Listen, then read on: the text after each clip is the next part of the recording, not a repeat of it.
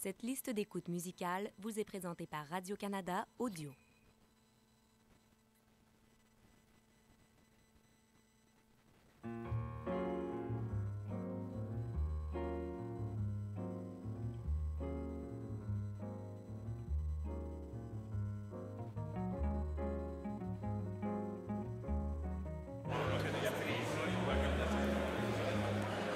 Mesdames et messieurs, bonjour, rebonjour. Ça va bien? Vous avez bien mangé? Oui? Je suis à l'arrière à nouveau. Maintenant, c'est devant, hein? C'est devant qui font du bruit. Regardez, il n'y a plus personne qui parle ici. Ah, ben, vous avez bien profité du réseautage? Oui? Je vais voir des... Oui? On n'est plus habitué en réel, hein? Oui? Oui. Je vais me placer derrière mon écran. Je vais vous demander de m'afficher sur le grand écran. Tant mieux, je suis vraiment heureux de vous savoir, heureux, content. Alors, avant de céder la parole à nos prochains intervenants, j'aimerais profiter de ce moment pour souligner la généreuse, indispensable contribution des partenaires de cette journée d'honneur d'ordre fournisseur 2021 et donc au nom de STIC, de ses membres, des participants de la journée.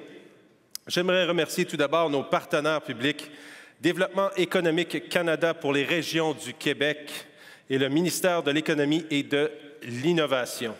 Merci également aux partenaires uniques, ALU Québec, les partenaires Prestige, la Banque de développement du Canada, Investissement Québec, les affaires, Umbrella Technologies, le partenaire supérieur, Genius ERP, le partenaire classique, la Banque nationale du Canada, le partenaire atelier thématique, Dell, développement économique de l'agglomération de Longueuil, le partenaire déjeuner, Gallagher GPL, le partenaire Pause Café, Souci industriel, le partenaire Rencontre d'affaires, Mercure et Proxima.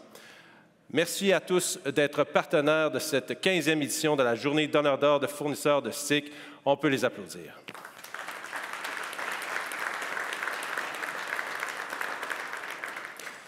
Alors maintenant, on va s'abreuver, on va se nourrir d'une conférence qui s'annonce très intéressante. Il me fait plaisir de vous présenter notre conférencier pour l'après-midi. Il est président d'Artopex, un manufacturier de mobilier de bureau solidement implanté au Québec, avec pas moins de 6 usines à travers la province et des salles de montre réparties de façon stratégique au Canada et aux États-Unis, en priorisant des solutions novatrices, notamment en matière de développement durable et de stratégie en lien avec la pandémie. Artopex a toujours su demeurer agile, flexible, assurant ainsi sa position de leader dans le marché. C'est d'ailleurs le sujet de la conférence aujourd'hui qui portera sur l'agilité comme levier de croissance. Je pense que c'est utile pour tous. Accueillons celui qui nous dira comment il envisage le futur avec enthousiasme et chaque défi comme une opportunité. Mesdames et messieurs, je vous présente M. Daniel Pelletier.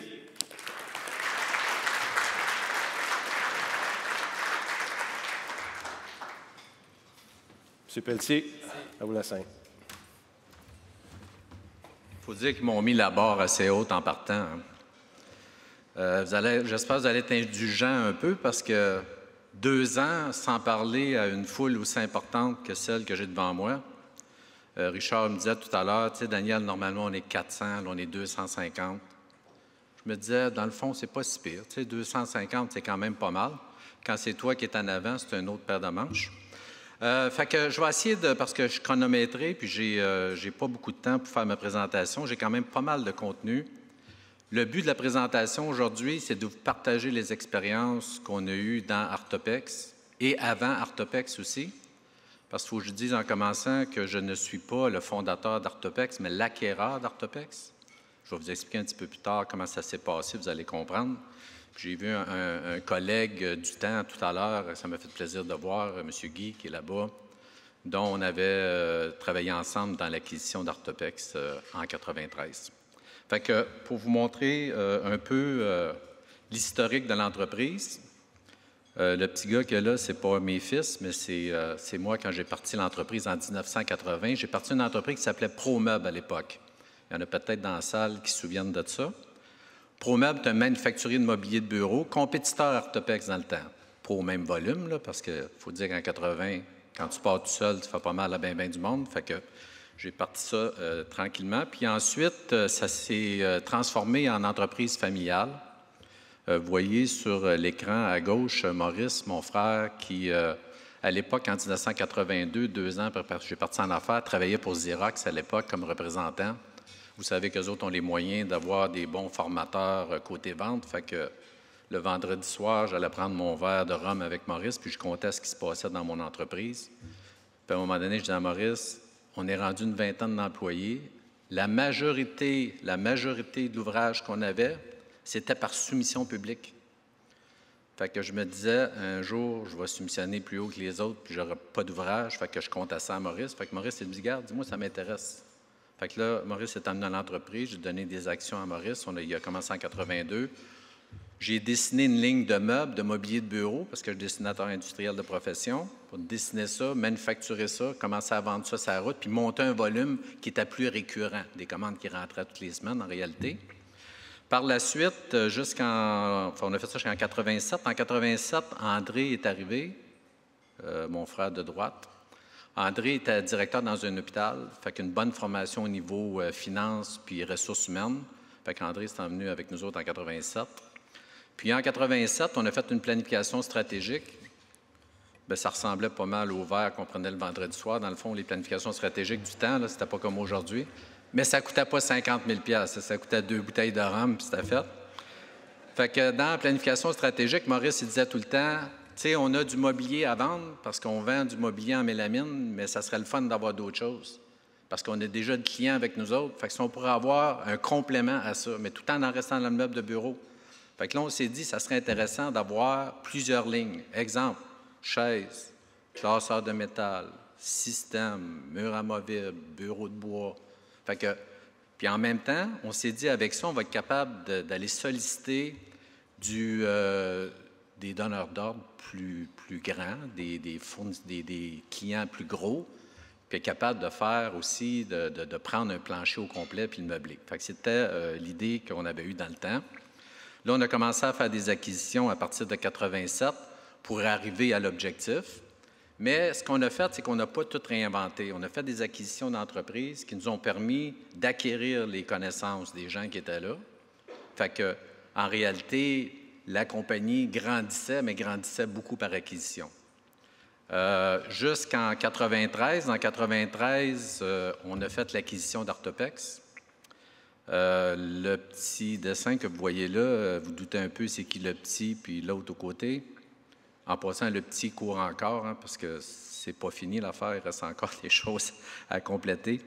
Fait que, en 93, Artopex, qui était une compagnie publique, qui avait été publique dans le temps des REA de 1984, dans les débuts des REA. Puis, Artopex, qui était un fleuron, hein, je pense que pas mal tout le monde a entendu parler d'Artopex, même avant 93, puis qui était un fleuron québécois, qui avait réussi à développer des lignes de mobilier très intéressantes, qui ont vraiment traversé les années. Là. Il y a même aujourd'hui du mobilier qu'on fait encore qui a été développé dans les années 70. Fait que, un beau positionnement. Il y a eu rupture d'affaires, il y a eu faillite d'Artopex à fin 92. Nous autres, on a acheté les actifs, moi et mes frères d'Artopex. Fait que je vous dis ça parce que c'est important dans la décision. La décision d'acheter un manufacturier, même juste les actifs, qui était 5 usines, 700 employés, qui était 5 fois plus gros que nous autres. Fait que quand on a fait l'acquisition, nous autres, on était des petits à comparer aux autres. Il y avait, comme je vous disais, 700 employés, mais il y avait 7 syndicats aussi là-dedans. Je ne sais pas s'il y a du monde de syndicats ici, là, mais 7 ensemble, c'est pas facile à démêler. Fait que quand on a fait l'acquisition des actifs, il y a eu rupture d'affaires. Fait qu'on a reparti ça à zéro, si vous voulez. Il y avait 5 usines. On a rapatrié 4 usines dans nos usines déjà existantes qu'on avait. On avait déjà 3 usines. Puis on a gardé l'usine que vous connaissez au coin de la 440 et de la 15, qui était la maison mère à l'époque. Ce que ça a permis de faire, bien, ouvrir le marché américain, parce qu'il y avait déjà 60 % du volume qui était vendu aux États-Unis. Nous autres, on était à 15 % après 13 ans en affaires. parce que pour être capable d'ouvrir le marché américain, ça prend des dollars, puis ça prend des moyens. Fait qu'Artopex, vu qu'il était public, eux autres, ils ont investi beaucoup là-dedans. Fait que nous autres, on a profité de ça en réalité, qui était le marché américain qui était déjà ouvert. Fait que c'est un peu notre histoire pour Artopex. Fait que c'est là que ça a fait un tournant important. Puis je pense que quand on a des décisions à prendre au niveau des acquisitions, je sais que vous êtes tous des manufacturiers, là. Hein? On est des pairs en réalité, là, parce qu'on fait toute la même affaire. Tu sais, des fois, quand tu essayes de grossir juste organique, c'est le fun, mais c'est de l'énergie en tabarnouche. Fait des fois, faire des acquisitions, c'est pas mauvais non plus pour prendre l'expansion. Ensuite, maintenant, j'ai deux de mes garçons qui sont avec moi. Il y a Martin qui est ici, là, qui est dans le centre, qui est à droite à la table. Il a changé un peu parce qu'il n'y a plus de cheveux à cette heure depuis qu'il est rendu avec nous autres. Ça, c'est absolument, c'est lui qui a fait cette farce, pas moi, mais en tout cas, je vous le dis. Puis, il y a Francis à gauche. Fait que Francis, il a un bac en vente et marketing. Martin, il a un bac en finance. Ce qu'on a fait, c'est qu'eux autres sont avec moi maintenant depuis 13 ans. Mes deux frères ont pris leur retraite. Le premier, André, qui est arrivé le dernier, en 87, il a pris sa retraite, ça fait déjà 21 ans. Puis Maurice, ça fait déjà 14 ans qu'il a pris sa retraite. Fait qu'à un moment donné, je suis retombé une petite période où j'étais tout seul d'actionnaire. Quand mes garçons ont fini leurs études, ils étaient intéressés à l'entreprise. Fait qu'on a dit parfait. Moi et mon équipe, on a dit parfait, on va les intégrer. Puis en passant, j'étais très heureux, mais j'avais hâte de voir s'il y avait pas juste la capacité, mais la volonté aussi de le faire. Parce qu'après, quand tu es dedans, tu comprends comment ça fonctionne. C'est pas rose de tous les jours être entrepreneur, vous savez. Fait que les deux fils sont arrivés. Fait que Martin a commencé à travailler. On l'a envoyé dans l'Ouest canadien, à Calgary, à faire son anglais comme il faut. Puis en même temps, travailler sur l'installation de mobilier de bureau de la compétition, fait que prendre l'expérience en même temps dans le mobilier. Puis Francis, lui, on l'a envoyé sur la route dans le centre-ville à Montréal pour s'occuper de tout le côté santé, développement dans la santé, les hôpitaux, CLSC, ainsi de suite. Puis Francis était 3 ans au niveau de la santé dans l'ameublement. Puis il a monté un bon chiffre d'affaires. Fait qu'on dit, Colin a pris de l'expérience, puis il relevait de l'équipe du Québec au niveau des ventes. Fait que maintenant, bien, ils sont rendus à 100% avec des responsabilités beaucoup plus grandes. Martin s'occupe de toutes les usines que je vais vous parler tout à l'heure, puis Francis s'occupe des ventes pour le Canada et pour les États-Unis aussi. Maintenant, aujourd'hui, on est 600 employés à peu près. Avant la pandémie, on était 850. On est 600. Puis je pense que quand je jase avec des manufacturiers comme vous autres, on voit beaucoup ça ailleurs. Beaucoup moins d'employés, à peu près le même volume. On est à 95% du volume qu'on avait avant la pandémie, avec 250 employés de moins. Là, vous allez me dire comment tu as fait ça. C'est pas juste de dire on enlève du monde, parce qu'il faut produire pareil. C'est que on a fait un plan d'investissement que je vais vous parler qui est arrivé exactement à point avec la pandémie. Puis, pour continuer ma petite affaire, fait que 600 employés, 465 distributeurs à travers le Canada et les États-Unis. On fabrique dans 6 usines. Puis, on a différentes certifications qui touchent, que vous connaissez déjà, des 9000, des 14001. Nos répartitions des ventes, 40 % maintenant aux États-Unis, 45 % au Québec et 15 % dans le reste du Canada. Là, c'est sûr que la percée au Québec est assez importante, là. Je pense par la notoriété aussi de l'entreprise avec les années, puis notre présence qu'on a un peu partout. Fait qu'on a une bonne part de marché au Québec. Je veux vous parler rapidement du cycle du dollar. Tout à l'heure, j'ai entendu dans certaines conférences, on parlait de ça, il y a quand même 100 % de la main-d'œuvre qu'on dédie, soit au niveau du développement du produit, la fabrication, la distribution, le service après-vente, tout ça, qui est fait au Québec. Ensuite, 86 % du dollar investi dans notre mobilier demeure au Québec. Puis là, dans le moment, c'est le temps, les Québécois. Là, c'est le temps là, de serrer les coudes ensemble, travailler ensemble, puis se donner de l'ouvrage entre nous autres. Moi, j'aime ça voir qu'est-ce que je vois aujourd'hui. T'sais, on travaille tout pour aller la chercher à l'extérieur, mais quand on commence par s'en donner à l'intérieur, on se donne déjà beaucoup de pouvoir, côté volume. J'ai des discussions dans le moment avec certains paliers du gouvernement parce que je suis un peu comme vous autres, le plus bas soumissionnaire conforme. Je pense qu'aujourd'hui, il faut que ça change. Ça ne peut plus être le plus bas soumissionnaire conforme. Il faut que ça soit le soumissionnaire qui a une valeur ajoutée à amener, puis il faut que ça donne quelque chose pour la province, tu sais, dans le fond. Fait que j'en profite pour passer mon petit message, ça c'est le fun. Ensuite, dans nos usines, un petit mot sur les usines rapidement. Chaque usine qu'on a achetée a une spécialité. Il y en a une qui fait juste des chaises, l'autre, elle fait juste des bureaux de mélamine, l'autre, elle fait juste du métal, l'autre, elle fait juste du système, un exemple. Ensuite, les salles de montre, on en a parlé un peu dans l'introduction. On a des salles de montre à Québec, Montréal, Toronto, Calgary. Ça, c'est des salles de montre corporatives où c'est nos propres employés qui sont là, puis des propres employés qui font le développement avec certains agents dans toutes les provinces. Ensuite, pour ce qui est des États-Unis, ce qu'on appelle des salles de montre partenaires, c'est on fait beaucoup affaire avec des agents manufacturiers aux États-Unis parce qu'on couvre pas mal tous les États. Fait qu'on a des agents manufacturiers. Ces agents manufacturiers-là ont des espaces. Fait qu'on prend des espaces avec eux autres pour faire nos salles de montre. Fait que c'est ce qu'on appelle des salles de montre partenaires, comme notre salle de montre à New York, puis Boston, Chicago, Atlanta, puis Dallas, puis Minnesota. C'est le même principe. L'avantage de ça, je ne sais pas s'il y a du monde de l'impôt, mais l'avantage de ça, c'est que vu que tu n'as pas un pied à terre aux États-Unis, dans certains États, c'est beaucoup moins compliqué de faire ça comme ça qu'aller louer un local. Puis en tout cas, fait que c'est un petit peu plus compliqué. Fait que c'est une façon de le faire pour être capable d'être un petit peu plus libéral aussi sur la quantité de salles de montre qu'on peut avoir. Ensuite, là, je vais vous parler des sociétés les mieux gérées au Canada. Vous avez sûrement déjà entendu parler de ça. Le concours qui existe depuis une vingtaine d'années, avec à peu près 2500 applications par année au travers le Canada. Ce concours-là, à mon avis, c'est pour ça que je l'ai mis dans mes slides, à mon avis, c'est un des concours les plus stricts que je connaisse. Parce qu'il y a des audits, il y a des états financiers à rencontrer, puis il y a des projets, des projections à faire dans le futur. Il y a sûrement des entreprises qui sont parmi les entreprises les mieux gérées au Canada. Puis la façon que ça marche, c'est qu'il faut que tu réussisses à te qualifier parmi les 50 meilleurs au Canada.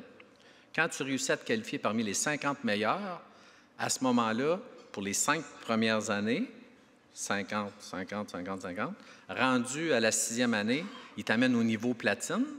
Fait que quand tu es au niveau platine, tu n'as plus la même quantité de, je pourrais dire, pas de paperasse, mais de papier à faire, puis d'audit, puis tout ça. C'est une requalification tant qu'il y a aussi longtemps que tu gardes ton plan d'affaires, puis que tes actionnaires restent les mêmes. Fait que là, on est au niveau platine depuis 2013 à venir aujourd'hui. Fait que ça, on est extrêmement fiers de ça parce que ça nous a permis vraiment de nous aider à ouvrir le marché canadien, de l'Ouest canadien. Dans l'Ouest, c'est un concours qui est extrêmement fort puis qui amène aussi de la notoriété. En parlant des concours, on a gagné beaucoup de prix au travers des années. Quand on a une chance de s'inscrire à un concours, on le fait. Pourquoi qu'on le fait? Parce que c'est une belle publicité. La notoriété de l'entreprise, là-dedans, ça coûte 0. Si tu essaies d'avoir la même notoriété sans passer par des concours, ça coûte cher. Il faut que tu investisses, puis tu ne connais jamais le résultat. Fait que ça, c'est un bon moyen. Fait que moi, je vous invite à participer à ces concours-là, comme les Mercuriades. En 2009, les Mercuriades, on a gagné le prix de l'entreprise de l'année. On entend encore parler aujourd'hui. Tu sais, c'est quand même, c'était pas hier que ça s'est passé, là. Fait que c'est une belle notoriété. Ensuite, rester flexible. Bien là, avec la pandémie, quand c'est arrivé, naturellement, tout le monde se demande, vous autres, dans le meuble de bureau, tous les bureaux sont vides à Montréal, ça doit être le fun. C'est pas le fun pantoute, mais on n'a pas ressenti rien encore, ou presque. On a encore des projets, on a encore des beaux projets d'aménagement à faire. Mais qu'est-ce qui est intéressant, c'est que quand la pandémie est arrivée, il y a eu une demande qui s'est créée pour le meuble à la maison, naturellement. Tout le monde est à la maison. Nous autres, on n'avait jamais mis d'effort là-dedans. Fait qu'on a sorti, on a dessiné des lignes de meubles pour la maison, mais en gardant la même qualité commerciale qu'on avait avant. On n'a pas coupé pour essayer de compétitionner des gros fournisseurs de mobilier pour la maison à bon prix. On a dit, on va garder le même standard de qualité qu'on a, puis on va vendre ça pour des gens qui travaillent à la maison.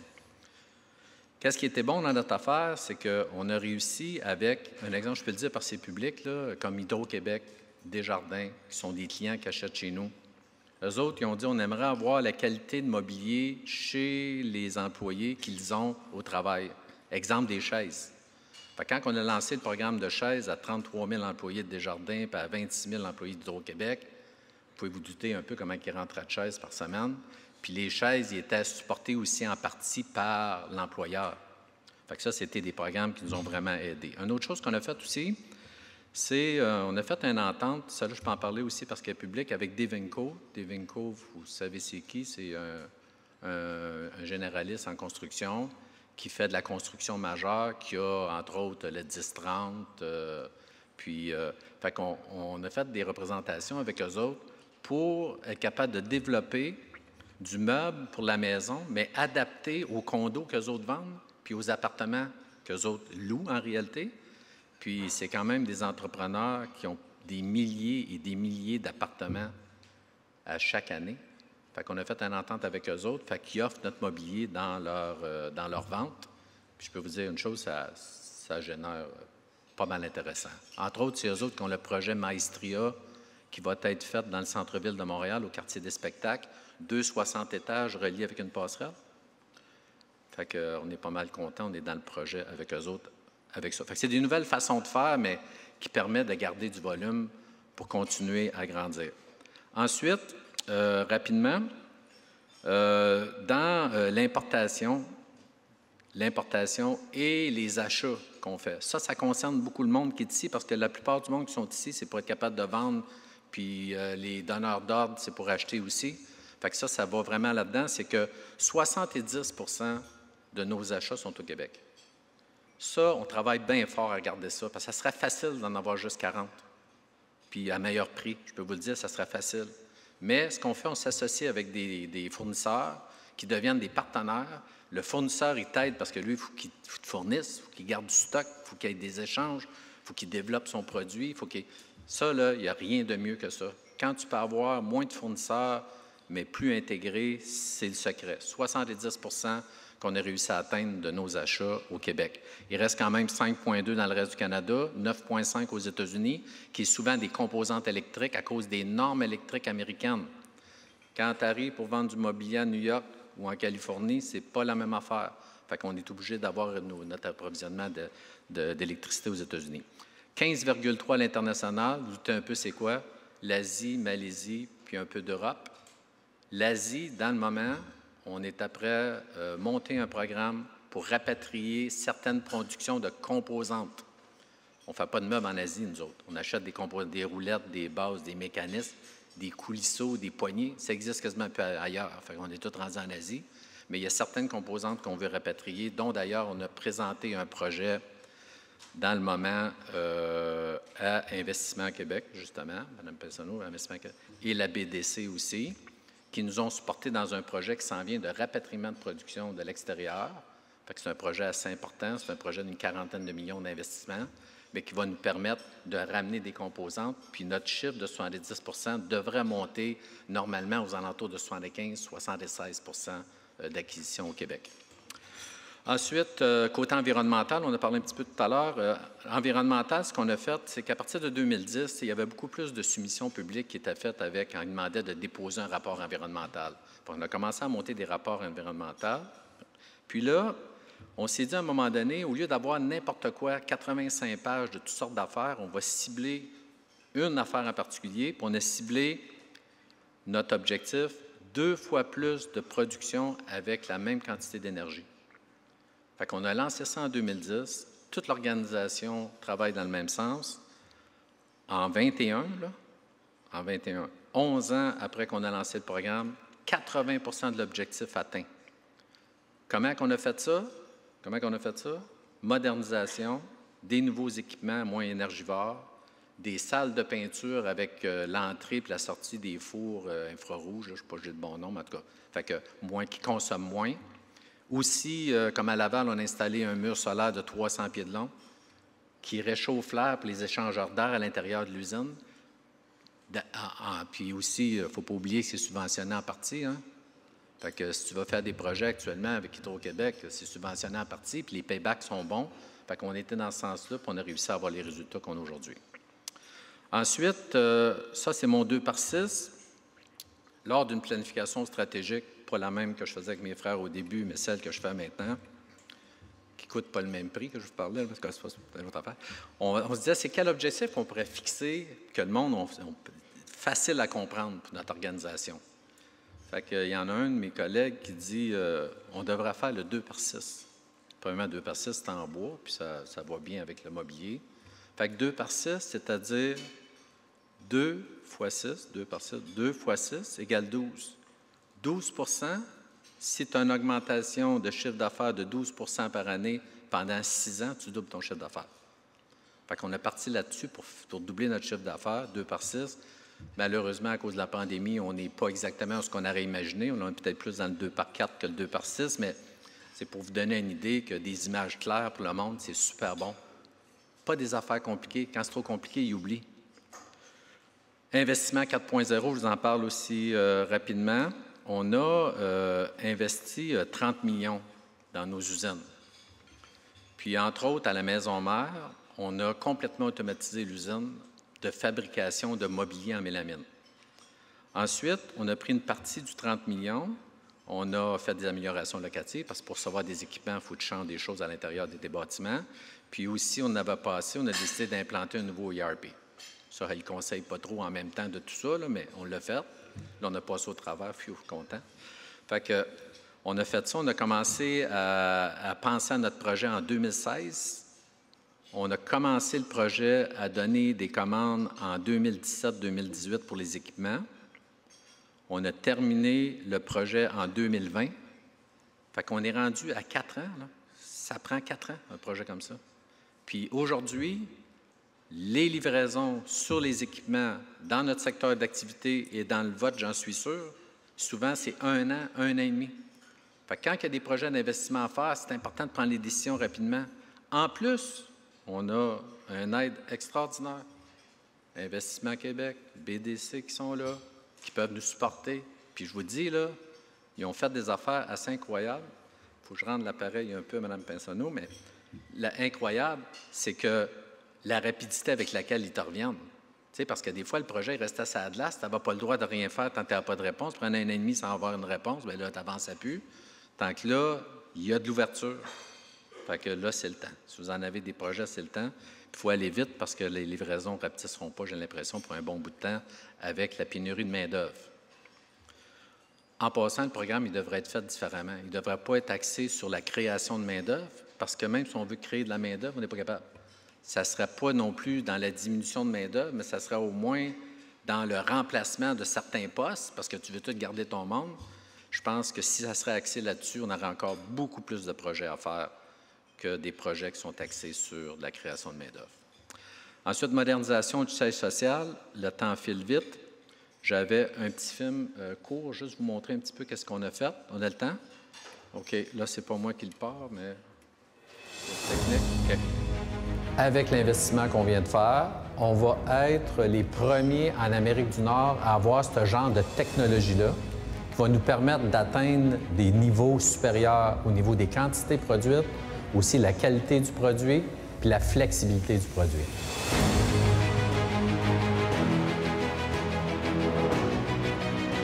Le plus gros défi de tout le projet qu'on a entamé, c'est de continuer à tout faire les travaux, la rénovation et la modernisation d'usines sans nuire à la production de tous les jours.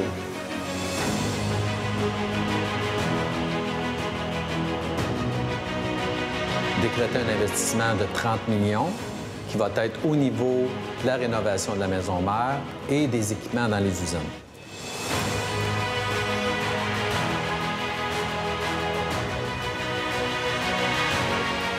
On va faire vraiment la solution 360 degrés de tous nos produits. Ici, c'est vraiment la réalisation de le tout sous un même toit d'Artopex. C'est vraiment ici qu'on voit ce que ça a l'air.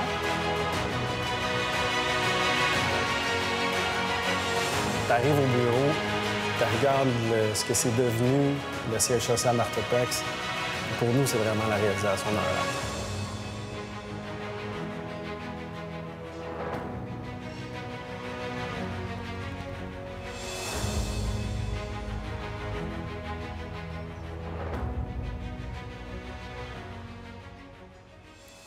Fait que ça vous donne une idée à peu près de ce qui était fait à la maison mère.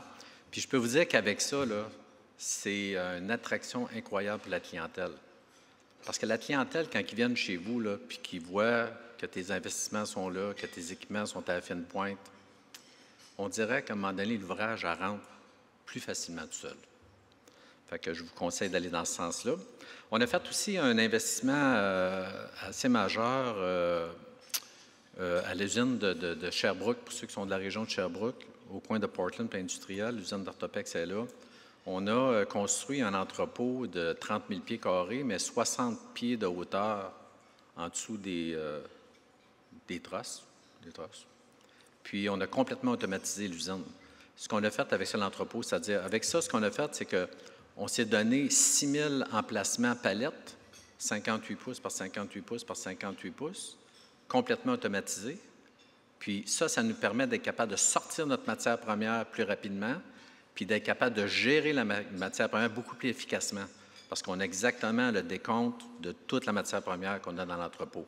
Fait que si vous passez à Sherbrooke, il ne faut pas le manquer. C'est comme quelque chose qui dépasse du parc industriel. Fait qu'il ne faut pas le manquer en passant. Puis aussi, on a investi dans notre centre de design. Vous savez que tout le développement des produits, à partir du dessin, le développement de base, le développement du produit, naturellement la fabrication, tout ça est fait par nous autres à Granby. On a un centre d'innovation. Puis quand on a fait le centre d'innovation et de design, ça a valorisé beaucoup les équipes. On avait un petit peu de difficulté à recruter du monde. Là, on n'a plus. Parce qu'on a l'environnement qu'il faut pour être capable d'attirer ces gens-là. Ça, c'est comme les équipements. Si tu veux attirer de la jeune main-d'œuvre, mets des ordinateurs. Mets pas des tournevis, parce que ça, c'est pas facile. Mais quand tu mets des ordinateurs puis qu'ils peuvent toucher l'informatique, là, c'est des employés extraordinaires. J'avais une autre petite vidéo, une autre minute, on a-tu le temps? Richard, oui? OK. Je vais juste vous montrer un petit peu la modernisation qu'on a faite pour le panneau de particules, puis juste le début des opérations, vous montrer un petit peu qu'est-ce qu'on a fait avec ça.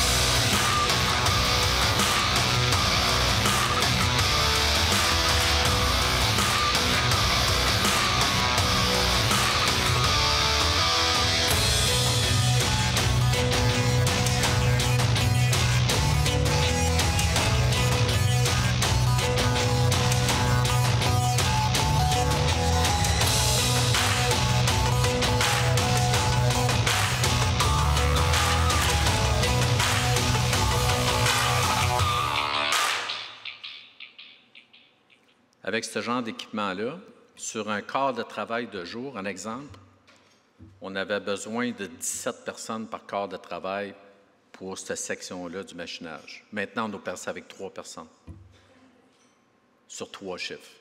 3 personnes par chiffre, 4 000 pièces par quart de travail de 8 heures qui sort maintenant de là. Avant, on avait 2 200.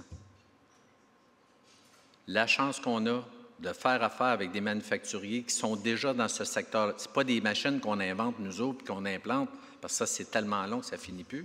On a la chance d'avoir des manufacturiers qu'on est obligés de chercher en Europe. Nous autres, on a opté avec des Allemands. Fait que les Allemands ont déjà des technologies. Il y avait 4 usines de faites dans le monde comme celle qu'on a faite à Granby. Fait qu'on est la première en Amérique du Nord. Fait qu'on a pris la technologie avec eux autres. Ils ont adapté ça à nos besoins, parce que c'est pas pareil. Puis on a implanté ça graduellement avec des experts. C'est comme ça qu'on a réussi à faire ça dans un temps assez record, qui est quand même 4 ans à partir de la décision à aller à la réalisation. Ensuite, mode hybride, là, juste un petit mot là-dessus. J'en parlerai pas beaucoup parce qu'il y a beaucoup de choses qui se disent là-dessus. C'est, tu sais, le monde, le télétravail, tout le monde revient au bureau. Nous autres, ce qu'on voit, là, parce qu'on est dedans directement, puis on parle à ceux qui le font, c'est que l'intérieur du bureau, ce que vous aviez avant, là, ou ce que vous avez maintenant. T'sais, on a fait beaucoup de benching qu'on appelle, tout du monde en rangé un côté de l'autre, sauvait beaucoup d'espace au lieu des cubicules fermés comme la photo du haut qu'on voit. Ça change encore. Désolé pour ceux qui l'ont fait, mais il y a encore des changements qui s'en viennent, qui sont importants. Beaucoup de collaboratifs, place que tu peux t'asseoir, qui est mieux que qu'est-ce que tu as chez vous. Parce que si c'est pas mieux que qu'est-ce que tu as chez vous, ils vont vouloir rester chez eux. S'il faut qu'ils reviennent au bureau, je ne dis pas qu'il faut qu'ils reviennent au bureau à temps plein, mais il faut qu'ils viennent s'imprégner pour l'appartenance. Parce que s'ils restent chez eux trop longtemps, ce n'est pas la même thinking. Fait que ça, vous êtes confronté à ça, on est confronté à ça. Puis, dans le moment, on travaille beaucoup dans ce sens-là. Entre autres, on a un petit logiciel, on a acheté une petite compagnie informatique, puis on a développé un logiciel pour la réservation des espaces. Okay, je vais vous expliquer pour le concept. On n'a pas réinventé, là, ça existe déjà, sauf qu'on a amené des features un peu différents. C'est qu'on va voir de plus en plus de bureaux satellites. La maison mère, qui est au centre-ville de Montréal, elle va rester, il n'y a pas de problème. Mais il va se passer d'autres choses dedans que juste du monde assis et qui travaille. Il va y avoir des bureaux satellites un peu partout. C'est là que ça s'en va. On le voit déjà au 10-30. Au 10-30, il y a beaucoup de locations qui se sont faites pour faire des bureaux satellites. Fait que les gens, au lieu de se taper du trafic puis du temps pour aller travailler, vont aller travailler dans des bureaux satellites parce que la technologie, aujourd'hui, nous permet de le faire. Avec la pandémie arrive, là, je serais bien curieux de savoir combien il y a de personnes qui travaillaient avec Teams puis Zoom. On travaillait, mais tu sais, tout le temps méfiant, tu ne sais pas trop. Là, à cette heure, tout le monde connaît la technologie, c'est facile. Tu prends, tu t'en vas là. L'exemple que j'ai, c'est j'ai un bureau satellite au 10-30. Je prends mon application sur mon téléphone. Je dis, je vais aller travailler jeudi après-midi au 10-30. Je vois le plan du plancher, ce que vous voyez sur le petit dessin. Ah, parfait. Moi, j'ai besoin d'une imprimante, de la vidéoconférence, tati, tata, tata, tata. Poup, ça va m'amener là où je peux avoir ces services-là. Fait qu'après que j'ai mes services, je réserve la place que j'ai besoin. J'arrive là-bas, j'ai mon téléphone. Sur le coin de mon bureau, il y a un barcode. Passe mon téléphone dessus. Ça l'enregistre comme quoi je suis arrivé. Fait que là, on est capable de mesurer les emplacements que le monde utilise puis pourquoi qu'ils utilisent. Parce que là, on s'aperçoit que les places sont souvent utilisées à peu près aux mêmes endroits. Fait que là, il y a un avantage. Cette petite application-là, aussi en même temps, ce qu'elle peut faire, tu t'en vas dans un bureau que tu n'es jamais allé. Ça se peut. Tu arrives là, sont où les toilettes? Tu envoies ton application, pouf, elle va te donner le chemin pour aller aux toilettes. Tu arrives au bureau, elle va te donner le chemin pour t'en aller à ton poste de travail. Fait que ça, c'est des nouvelles façons de travailler. Ensuite, il y a une autre chose qui est intéressante aussi, c'est ça. Ça, c'est un petit sensor qui est fixé après la chaise, qui peut être fait pour fixer après n'importe quelle chaise.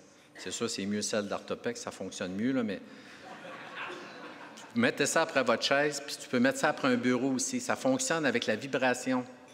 Qu'est-ce qu'on fait avec ça? On mesure le temps d'utilisation des équipements.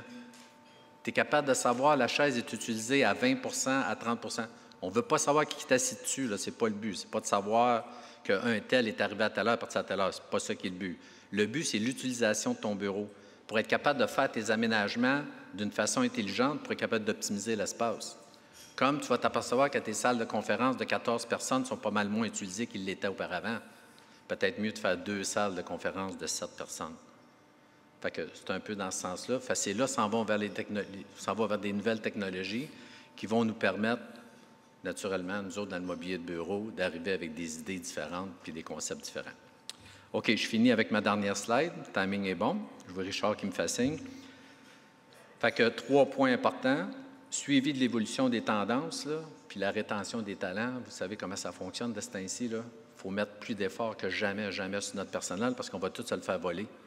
Puis on se le fait voler tous les jours. Puis c'est pas le fun parce que les salaires, ils font ça.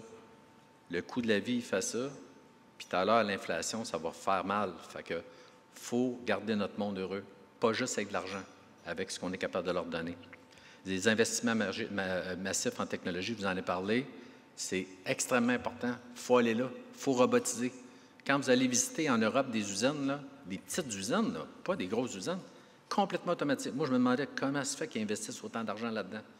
Mais ils sont vraiment brillants. Parce que ça se paye à long terme. Puis tu as une fiabilité, puis à un moment donné, du monde, il y en a tant qu'il y en a, mais il n'y en a plus de monde. Ensuite, les objectifs. Ton équipe, tes objectifs de vente, tes objectifs, que les gens soient au courant de ce qui se passe dans l'entreprise. Fait que c'est ce que j'avais à vous communiquer. Fait que merci beaucoup. Fantastique. Monsieur Daniel Pelletier, président chez Artopex. Fort inspirant. Merci infiniment. Monsieur Pelletier, un nouveau créneau peut-être intéressant. Mobilier pour les 6 pieds 7 et plus. Je pense que beaucoup de difficultés à trouver personnellement. Alors, c'est ce qui met fin à ce dîner-conférence. J'espère que vous avez apprécié ce dîner-conférence. Oui? Tant mieux. La journée d'honneur d'ordre fournisseur n'est pas terminée. Elle continue, se poursuit jusqu'à 17 h. Je vous demande encore quelques minutes de votre attention avant de vous laisser pour vos rencontres d'affaires, et ce, pour vous transmettre quelques informations importantes. Donc, comme vous le savez, les rencontres d'affaires débutent à 14 h dans les salles de rencontres 1 à 6, telles qu'indiquées sur le plan affiché à l'écran. Oui, c'est également dans votre programme qu'on vous a remis à l'accueil. Notez que la salle de rencontre numéro 7, la Boucherville D, sera disponible seulement à partir de 15 h. Le fonctionnement est le même que ce matin. Vous avez été bon ce matin, ça s'est bien passé au niveau de la logistique, oui. Alors, c'est la même chose. Alors, on procède de la même façon. Dans quelques instants, je vais donner le signal de départ à tous les représentants et donneurs d'ordre, PME et partenaires qui ont des rencontres prévues à 14 h. Donc, de se diriger dans la salle de rencontre indiquée à leur horaire afin d'être prêt à débuter pour débuter à 14 h. Donc, seulement ceux et celles que ça concerne vont se lever pour éviter les déplacements majeurs pour se rendre dans leur salle. Par le fait même, je demanderai à ceux et celles qui n'ont pas de rencontre prévue à 14 h, donc d'attendre quelques minutes avant de quitter la salle pour éviter ces rassemblements. Et il n'y aura pas de deuxième signal. Donc, attendez quelques minutes. Après ça, vous allez pouvoir procéder. Donc, en quittant la salle lors de vos déplacements, on vous rappelle de porter votre masque. Donc, le réflexe, on se lève, on met le masque. Et de garder la distanciation d'1 mètre entre les participants. Vous aurez la possibilité, évidemment, de retirer votre masque une fois attablé dans vos réunions d'affaires. Alors, merci de votre collaboration. Merci de votre participation et de votre contribution à cette journée d'honneur d'ordre des fournisseurs historique en mode présentiel. Ça m'a fait chaudement, vraiment très, très plaisir d'être de retour. Au nom de STIC, merci infiniment de votre participation. On vous souhaite de très belles rencontres. On espère que l'événement vous a plu, que ça va vous permettre de rester compétitif dans votre secteur. Alors, c'est le signal de départ pour les participants qui ont une rencontre à 14 h. Merci aux autres. Mon nom est Frédéric Charpentier. On se retrouve avec plaisir une prochaine fois. Bonne journée.